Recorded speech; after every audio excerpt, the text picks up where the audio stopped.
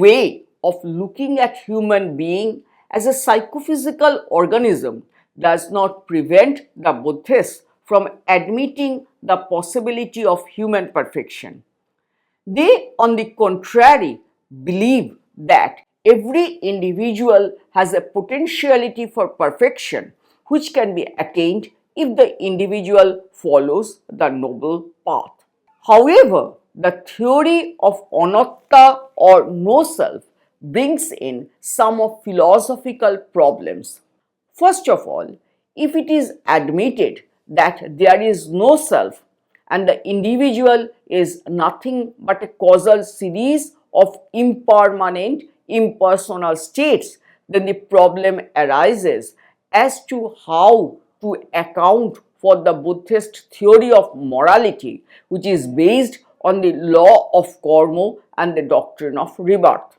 Not only that, it would be difficult to account for the identity of individuals, whether it is one and the same person who is born and then goes on to become an adult. Common sense holds that the child and the adult are one and the same person. The individual who was young, tender, weakly infant lying on the back is the same person who has become an adult. But on the Buddhist theory, since all the skandhas are impermanent and that there is no enduring self, therefore it has to be admitted that the adult and the infant are two distinct persons. The consequence of such a theory will be that the person who has been penalized is not the person who has committed the crime. That such common misinterpretation of the doctrine of no self is wrong has been explained with several analogies in the text Milindo Ponho. To explain the continuity of the individual in spite of admitting the transitoriness of the constituent skandhas, Venerable Nagosheno provides the example of a lamp. He pointed out that when someone lights a lamp, the flames of the first watch, the middle watch, and the last watch of the night are not the same. But still, the same light is said to shine all the night in the same way in the series of psychophysical elements connected together. One element perishes, another arises, seamlessly united as though without before and after. Therefore, neither as the same nor as a distinct person does this latest aggregation of consciousness connect up with earlier consciousness.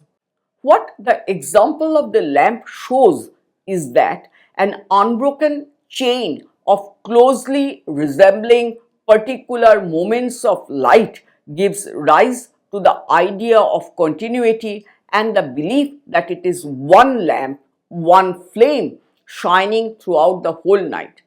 So, though in each moment the flame of the lamp is different and in every moment one flame gives rise to the immediately next one which is almost identical with the previous one.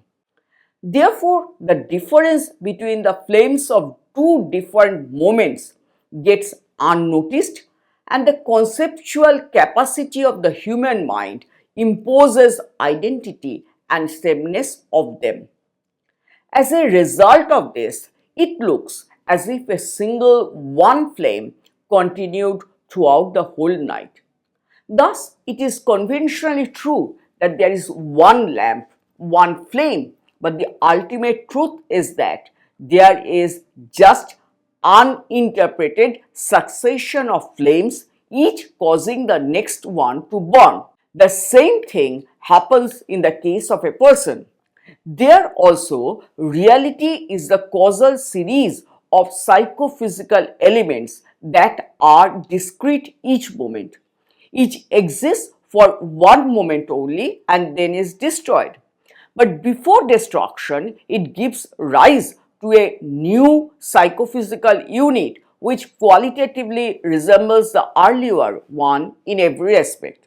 This close resemblance of the different psychophysical elements of each moment gives rise to the idea of the enduring person. So, the idea of an enduring person continuing to exist for different moments is the conventional truth, while the ultimate truth is that there are just psychophysical elements and their causal connection and nothing more.